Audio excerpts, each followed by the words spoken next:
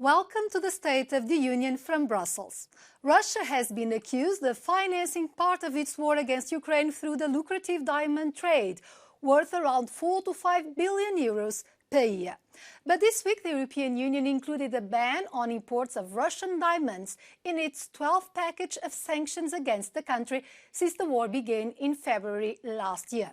Ukrainian President Volodymyr Zelensky welcomed the measure, saying that Russia must feel that the pressure from the free world is increasing, as it is the cost of its aggression. But how effective are these sanctions? Euronews spoke to the United States Deputy Secretary of the Treasury, who is confident about the economic indicators. Russia's economy is smaller. Russia has fewer people today, and their economy is less flexible. What Russia is today is a wartime economy. They're trying to produce as many weapons as possible, but they're no longer producing things that are going to strengthen their economy over time. After years of discussions and late-night negotiations, an agreement was reached Wednesday on reform of the European Union's migration system. Members of the European Parliament and representatives of the 27 member states reached what they called an historic agreement. But the new pact on migration and asylum, as it is known, has been strongly criticized by human rights activists, with some calling it an historic failure that will cause more deaths at sea. Euronews' Vincenzo Genovese spoke to Ylva Johansson, the European Commissioner for Internal Affairs, who's been working on the reform since 2020. Good morning, Madam Commissioner, and thank you very much. Good morning. How this pact changes the European policy on migration? In many aspects, all of them mostly, this is the first time that we have a comprehensive Europeanized migration and asylum policy that has been agreed with such a also broad majority. That will make that we are protecting the right to apply for asylum better, that we are protecting individuals and their living conditions for asylum seekers better, that we will have swifter processes, not leaving people in limbo for a long time, and that we also will have a mandatory solidarity mechanism that makes sure that no member state under pressure will be left alone. This solidarity mechanism is binding, is mandatory, as you said, but are the relocations of asylum seekers to other member states mandatory too?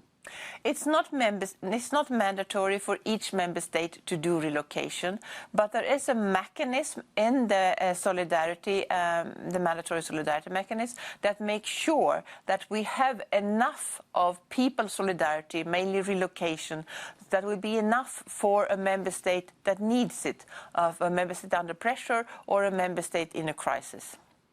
According to IOM, this year in 2023, more than 2,000 people died in the Mediterranean Sea. How this migration pact is tackling this issue?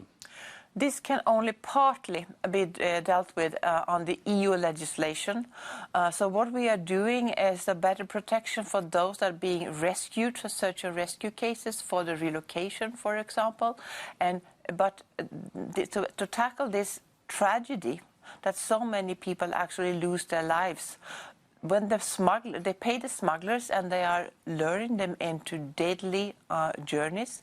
To tackle this, we first need to fight the smugglers. And that's why I proposed 1 month ago 2 new legislation when it comes to fighting the migrant smugglers. And I also hosted a big global conference where we formed or launched a global alliance to counter migrant smuggling. So that is one part we need to do. The second part we need to do is to work with countries of origin and countries of transit along the routes to prevent these dangerous journeys to take part in the first place. And then I would like to add, we need to step up on legal pathways to come to the European Union. We are an aging society. We also need migrants, but they have to come in an orderly and safe way.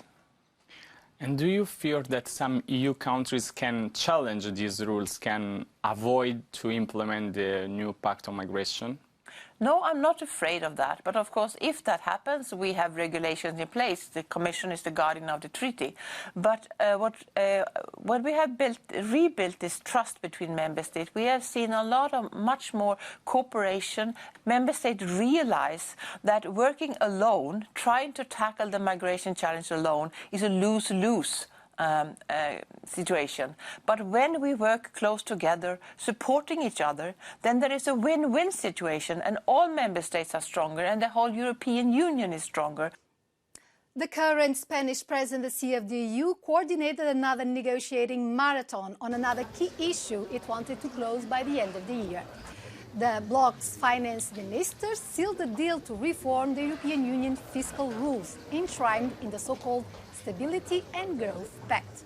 Those rules compel all 27 countries to keep their budget deficits under 3% and their public debt levels below 60% of the gross domestic product.